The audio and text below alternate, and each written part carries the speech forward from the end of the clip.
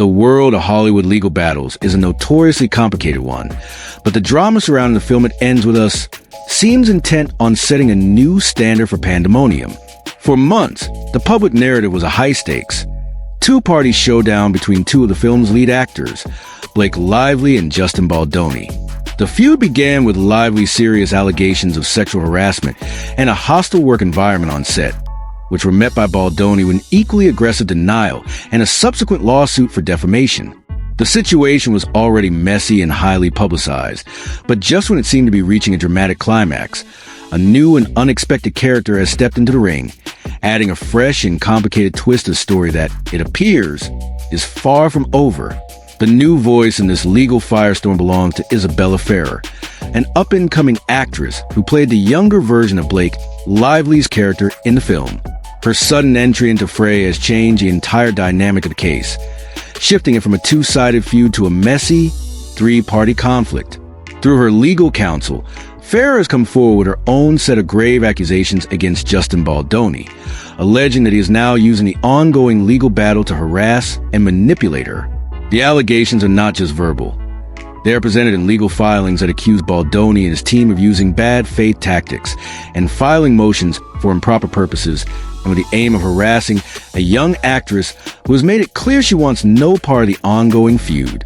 This latest development threatens to reignite the public debate and add a new layer of scrutiny to a case that has already captivated the public's attention. To understand the current turn of events, you have to go back to the beginning of the legal drama.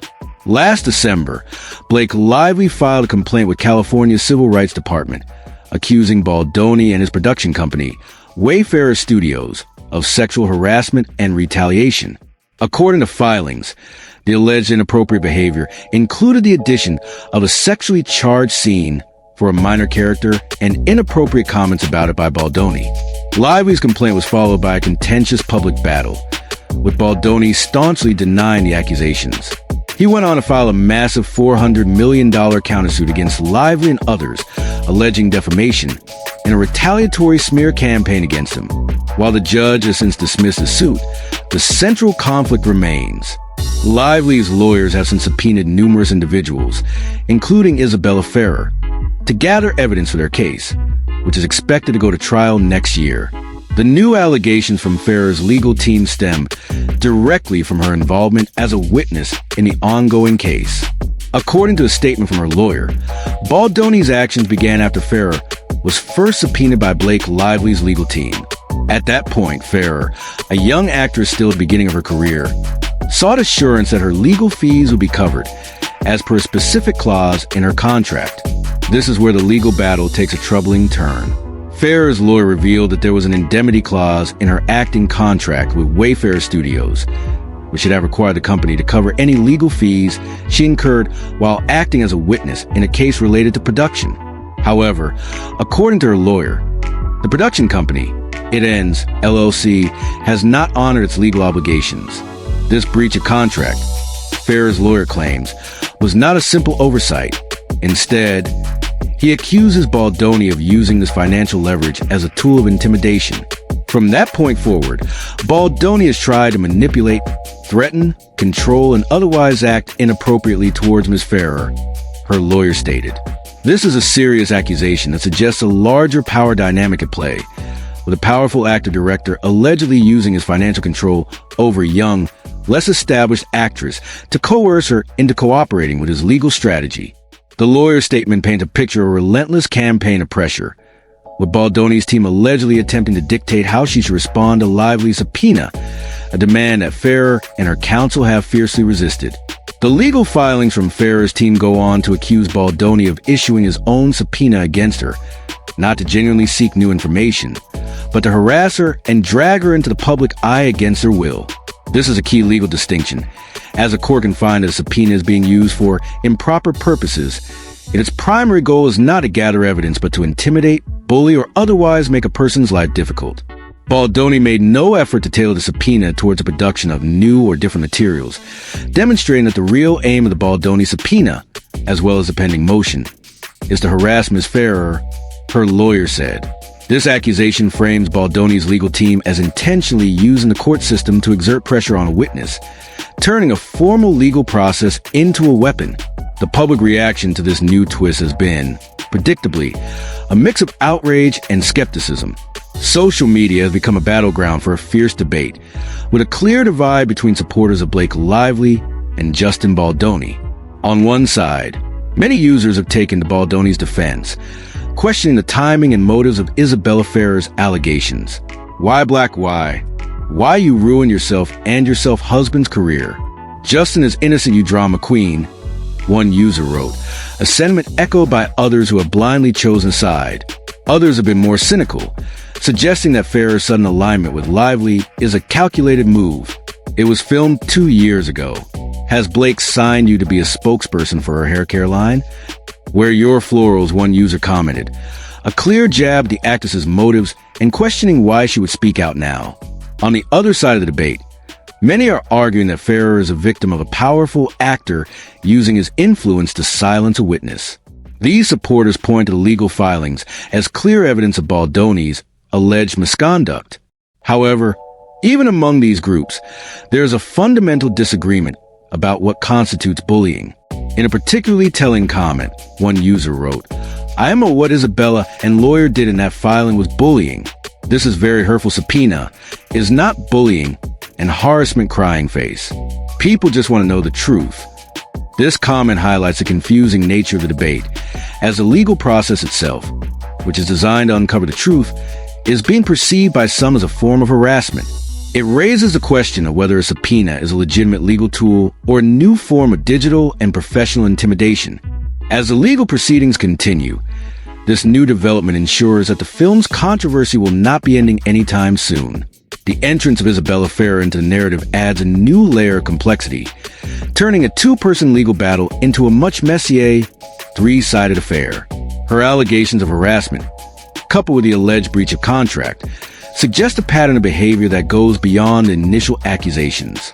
With her lawyer now demanding that the court impose sanctions on Baldoni, this new chapter has the potential to redefine the entire course of the legal battle and expose a side of production that is yet to be fully revealed. All eyes will now be on the courts, as the public and the industry wait to see whether the drama on the set of It Ends With Us is, in fact, far from over. The entrance of Isabella Ferrer into this legal fray has not only added another voice, but has also fundamentally altered the legal strategy of both sides. Her lawyer's accusation of improper purposes and bad faith tactics is a serious legal maneuver. It's a direct challenge to the very foundation of Justin Baldoni's legal defense, suggesting that his team is not just trying to win in court, but is actively trying to bully and intimidate witnesses to suppress the truth. This allegation turns the focus from a simple case of he said, she said, into a public argument over the abuse of legal process itself. By painting Baldoni's legal team as aggressors using the subpoena as a weapon, Ferrer's camp is looking to not only defend her, but to also discredit the entire legal strategy of the opposing side. This development also shines a harsh spotlight on the power dynamic that often exists on film sets. As a successful actor and a co-owner of the production company, Wayfarer Studios, Justin Baldoni holds a significant amount of power over a young, up-and-coming actress like Isabella Ferrer. The alleged refusal to honor the asterisk indemnity clause, which should have provided Ferrer with financial protection, is seen by her legal team as a deliberate act of coercion. It's a classic power play. By forcing her to pay for her own legal fees, Baldoni's team could have been attempting to pressure her into a position of vulnerability. The claim that this was a precursor to attempts to manipulate, threaten, and control her paints a disturbing picture of a powerful figure allegedly leveraging financial dominance to influence a legal outcome. In the court of public opinion, the addition of a new plaintiff has only deepened the divide between supporters and critics. For those who've been on Blake Lively's side from the beginning, Ferrer's allegations are seen as a powerful vindication. Her voice, coming from a different professional and personal position, adds a new and compelling layer of credibility to Lively's original claims. However, for those who are skeptical or who have sided with Justin Baldoni, this new development is viewed with a cynical eye. They question why Ferrer, an actress who worked on the film 2 years ago, is only just now coming forward. For them, it is evidence of a coordinated effort, a public relations tactic designed to bolster Lively's case and tarnish Baldoni's reputation in the court of public opinion. This brings up one of the most common and often frustrating questions in cases of alleged misconduct. Asterisk, why didn't she speak up sooner? Asterisk, while it is a valid question, it is one that often fails to account for the complex professional and personal circumstances that surround an individual. In Farrah's case, her lawyer has made it clear that she is not a party to the lawsuit, but has been drawn into it by legal demands. The alleged harassment and the refusal to honor her contract are the direct catalyst for her statement. Her voice is being heard now not because of a sudden change of heart, but because she felt cornered by legal and financial pressure, forcing her to speak out to defend herself and her professional integrity. The mounting controversy is also casting a long shadow over the film's legacy. It ends with us was already a highly anticipated romantic drama, but now its real-life story is far more compelling than its fictional plot. The film, which was meant to be a feel-good and empowering story, may struggle to be viewed independently of the drama that unfolded behind the scenes. This could have a negative financial impact and also affect the careers of everyone involved, not just the principals. The film's legacy will now likely be intertwined with a legal battle that has exposed what some are calling a toxic workplace environment, forever changing how it is perceived by the public. Looking ahead, the next chapter in this saga will unfold in courts. The judge is now tasked with making a critical ruling on Farrah's motion to dismiss the subpoena and to impose sanctions on Baldoni's team. A ruling in her favor would not only validate her claims, but would also provide a significant legal boost to Blake Lively's case. Conversely, a rejection of her motion would be a major victory for Baldoni, potentially allowing him to pursue his defamation suit with renewed vigor. What began as a legal spat between two stars has now become a sprawling conflict, with major implications for all parties involved and for the future of workplace conduct in Hollywood. The drama, it seems, is far from over.